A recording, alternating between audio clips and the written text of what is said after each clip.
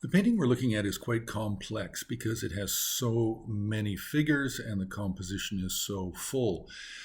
So to understand the painting, we have to always go from big to small. So we have to look at what the largest figure is. The largest figure in the painting is white in color, one face, two arms, male, and it is a form of the Buddhist the Bodhisattva or the deity Avalokiteshvara, slightly to his our viewers lower left is an orange Manjushri riding a blue lion, and to the lower right side is a wrathful figure of a one-faced, two-armed Vajrapani encircled by orange flames.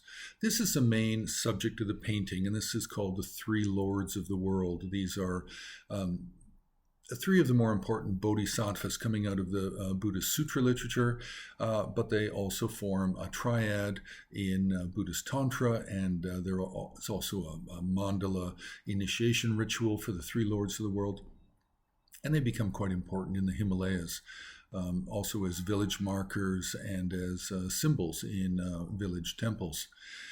Now, if we look at the top, we see several different groups of figures, both deities, Buddhas, bodhisattvas, and human teachers.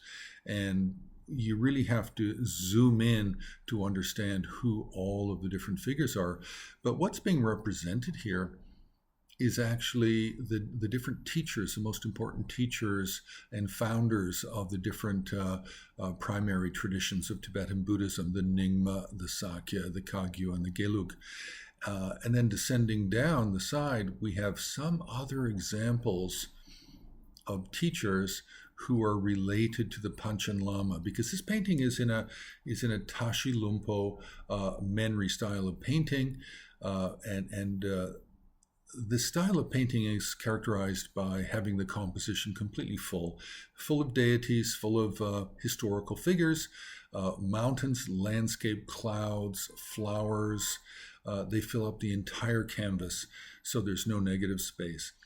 At the very bottom, we have bottom center, we have a wrathful deity, a protector of the Gelugpa school of Tibetan Buddhism, with two minor protectors below, and then in the corners we also have other protectors, and you can see clouds or wisps of flames surrounding them.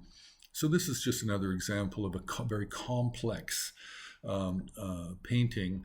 Complex because of the iconography and the subjects, a complex painting done in this Tashi Lumpo style of painting.